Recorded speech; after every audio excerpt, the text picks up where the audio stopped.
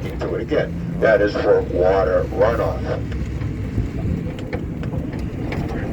Okay, folks, here we are on the racetrack itself. Now, one thing I want to point out, if you look to the left, you see that Sunoco sign there? Well, if you look between the signs, you can see there are 2 seats up in there.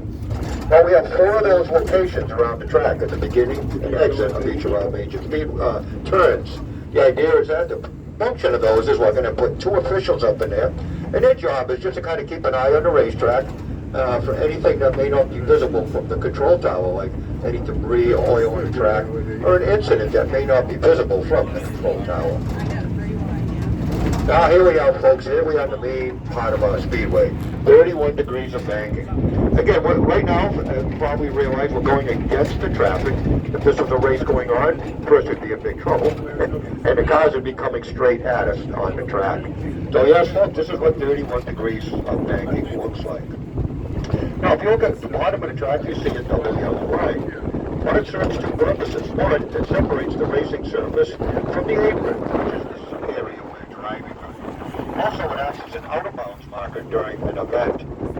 We see racing, Daytona International Speedway. Now, let's talk a little bit about the specifics of our facility here. First off, it is a 2.5-mile super speedway, and we have various degrees of banking. Now, what you're looking at off to the right are turns 1 and 2. Now, 1 and 2 are identical to turns 3 and 4 at the end of the track. They're identical in length at 3,200 feet and banking at 31 degrees. And now we have a 3,000-foot backstretch. We're back where we're in 1958.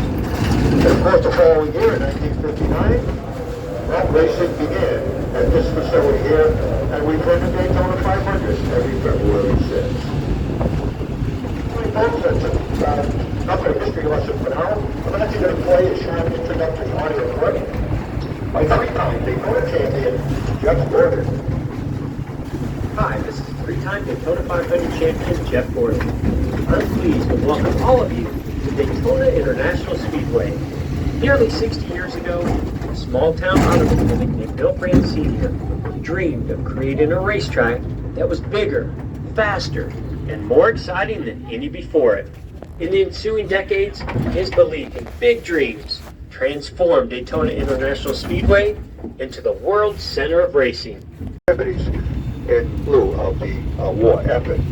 So that continued to 1945, and in the spring of 1946, racing republic.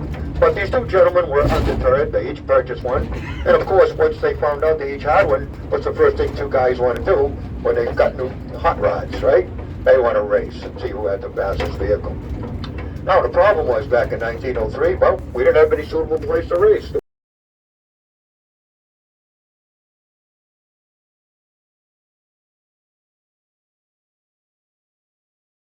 These nice, new, comfortable seats. Now, you notice the random multicolored design? Well, that is basically a product of necessity for the TV audience. You see, if you're watching this at home on TV and there are empty seats, well, it's supposed to look like there are people sitting in those empty seats. So that's the reason behind it. I don't know if I agree with it 100%, but anyway, that's why we have that multicolored design. All right, folks, we're going to be making our first stop here, and we're going to stop right at the start-finish line, and we're going to let you folks off the tram for a few moments and walk on the track.